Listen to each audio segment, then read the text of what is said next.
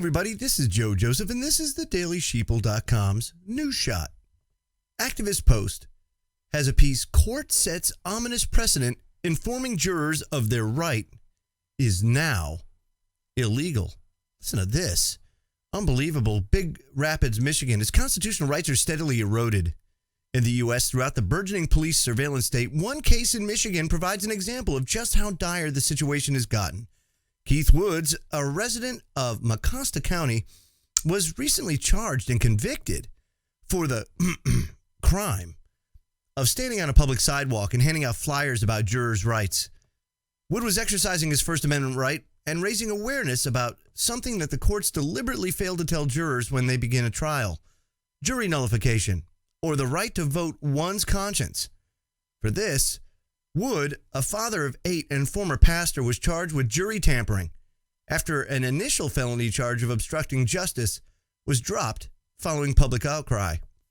Even with the reduced charge, the case has been very troubling and has very, very important troubling implications for free speech rights. The county prosecutor, seemingly furious that a citizen would dare inform the public on jury nullification, said Wood's pamphlet is designed to benefit a criminal defendant. Isn't it interesting that so many people in this country forget the fact that we're innocent until proven guilty? And just because somebody's a criminal defendant or a defendant in a criminal case, they all deserve equal due process. And part of that due process is informing the jury of what their rights really are. It's very important, especially when it's an important case where that law may be unconstitutional, or perhaps somebody may feel that it's unjust. Now, Woods, who testified in his own defense, stated under oath that he did not ask anyone walking into the courthouse if they were a juror, remained on a public sidewalk, and never blocked any area. He decided to hand out the pamphlets at a November 24th, 2015 trial of an Amish man accused of draining wetlands on his property in violation of the Department of Environmental Quality rules. Wood's pamphlet did not contain anything specific to the case or any Michigan court, according to defense attorney David Kalman. But this innocent behavior, which should be viewed as public service, drew the attention of a judge who became very concerned when he saw the pamphlets being carried by some of the jury pool. Quote, "I thought this was going to trash my jury trial," basically, testified Judge Peter Jaklovic. "It just didn't sound right." Jaklovic ended up sending that jury pool home when Yoder took a plea. Jaklovic continued to testify that he stepped into the hallway with Mecosta County Prosecutor Brian Thide when Detective Erlinson and a deputy brought Wood into the courthouse that day. Mecosta County Deputy Jeff Roberts testified he asked Wood to come inside because the judge wanted to talk with him. Then threatened to call a city cop if Wood didn't come inside. Wood testified Judge Jaklovic never spoke to him that day or asked him any questions before ordering his arrest. He tells Fox 17 he had concerns. His case was tried in Mecosta County, where all of it happened, involving several court officials, including the judge. So, let's just put this in perspective, shall we? The judge said it just didn't sound right, that people were carrying informational pamphlets about the rights as jurors, as he possibly lied on the stand to justify the fact that he had Woods arrested for doing nothing wrong.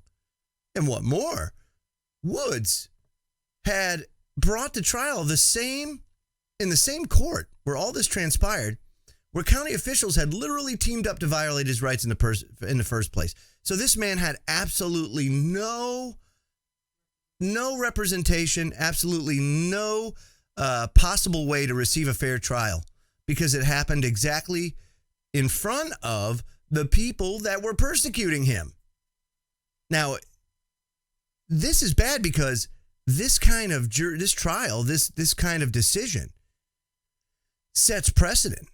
Unfortunately, judicial precedent, as judges have their paralegals go back to look at judicial precedent whenever they deal with trials of this nature, they're going to see this guilty plea, this guilty sentence of jury tampering, because he was handing out pamphlets outside. And it's going to provide justification for future decisions because it doesn't matter what's right. It doesn't matter what's just. It just matters what the control freaks think that day or how they feel. And unfortunately for us, unless we stand up and do something about this and really expose this for what it is, which is to maintain control. See, they don't want this power structure to crumble. They don't want people knowing what their rights are.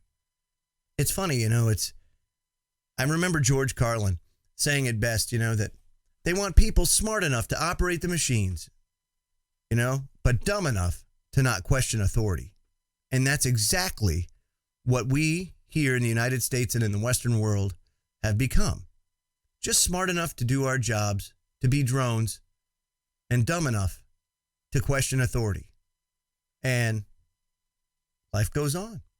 I'm Joe Joseph. This was the dailysheeple.com news shot. Feel free to comment below and visit our website at thedailysheeple.com.